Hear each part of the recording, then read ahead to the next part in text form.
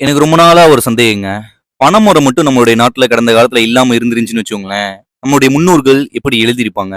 ஒரு உதாரணத்துக்கு திருக்குறளா இருக்கலாம், தொல்காப்பியமா இருக்கலாம், 14 கீழ்க்கணக்கு நூல்களா இருக்கலாம். இந்த மாரி நெறைய நூல்கள் இருக்கு.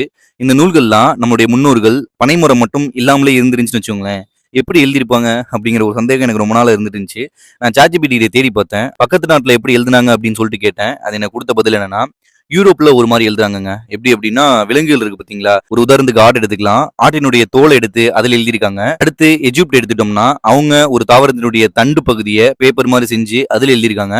இந்த மாரி ஒவ்வொரு நாடும் ஒவ்வொரு மாரி எழுதியிருப்பாங்கங்க. இதுல நம்மளுடைய கண்ட்ரில பனை ஓலை மட்டும் இல்லைன்னு வச்சுக்கோங்களேன். பனைமரம் அப்படின்னு சொல்லக்கூடிய ஒரு விஷயமே இல்லாம இருந்துருந்துச்சுன்னா, அவங்க எப்படி எழுதியிருப்பாங்க அப்படிங்கிறத உங்களுக்கு தோன்ற விஷயத்த கமெண்ட்ல சொல்லுங்க. இதோட சேர்த்து இன்னும் என்னென்ன நல்ல விஷயங்கள் பனைமரத்துல இருக்கு அப்படின்னு பார்த்தோம்னா, நூற்றுக்கணக்கான அடி கீழ ஆழத்துல இருக்கக்கூடிய நீர கூட உறிஞ்சி வாழக்கூடிய ஒரு தாவரம் தான் பனைமரம். அதோட சேர்த்து நெறைய நல்ல விஷயங்கள் பனைமரத்துலருந்து நமக்கு கிடைக்குது. ஒரு உதாரணத்துக்கு பதநீரா இருக்கலாம், கருப்பட்டியா இருக்கலாம், நம்ம எல்லாருக்கும் தெரிஞ்ச நுங்கா இருக்கலாம்.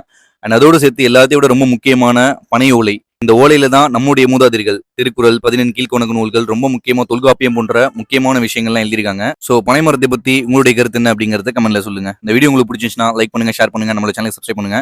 தேங்க் யூ ஃபார் வாட்சிங் this video. Have a great life.